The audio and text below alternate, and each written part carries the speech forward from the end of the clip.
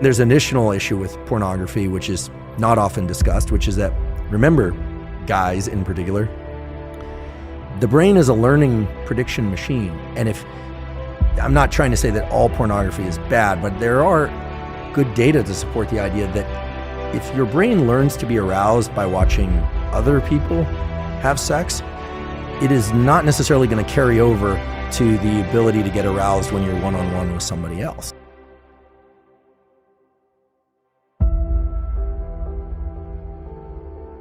Right? Especially young kids who are consuming a lot of pornography, the brain is learning sexual arousal to other people having sex. So you're going to program yourself into being a voyeur? Or just create challenges in sexual interactions with a real partner. Right? Mary Harrington has the 3 laws of pornodynamics, and the second law of pornodynamics is the law of FAP entropy.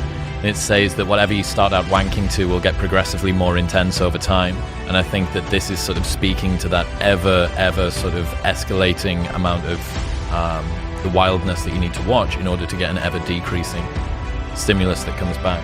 Yeah, and here I'm approaching this only through the lens of biology, right? I'm not a psychologist, and I'm certainly not political in any way. At least not. I have ideas about politics, but I just don't discuss them publicly.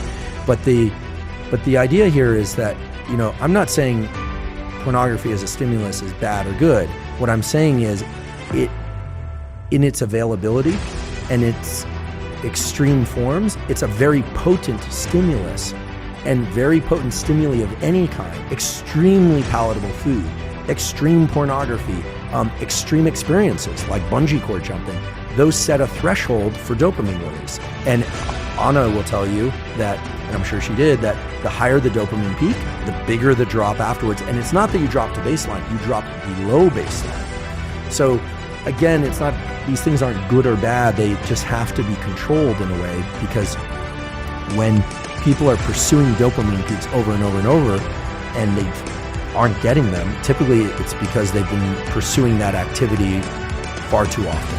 And you're saying perhaps take a break from that, and there may be an ability for your system to reset. Right. Yeah, I mean, in theory, all the things that we're talking about with pornography could be superimposed onto food, or could be superimposed onto real sex, right? That one also has to be cautious there, right?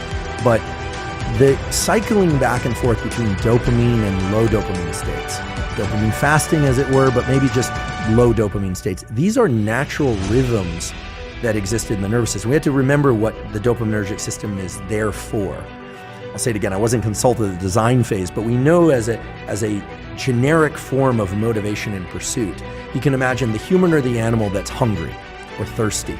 It needs energy to go pursue the thing. So the idea that you have to eat in order to get energy, that's true. You need energy in order to get the thing to eat. So our nervous system has energy also, that's dopamine and epinephrine. Yes, we use glucose and glycogen, et cetera, when we're pursuing things, but the idea here is you're pursuing something, and then either by smell or by sight, you think you're on the right track. So you go down that track, and then, there it is. You get some berries, or you get, let's get prehistoric about this, or you get to kill the prey and eat it, and then it gives you energy to continue this pursuit or to reproduce. I mean, there's a reason why humans and other animals seek out reproduction, is that every species, but certainly humans, have 2 innate desires built into them. Whether or not they decide to actualize this or not is the desire to protect young and make more of its own species. Every successful species does that. Even if people don't have children, in general, people care about children because of what they represent. Very few people dislike children. I mean, there are a few mutants out there that dislike children, but you always worry about those kinds of things.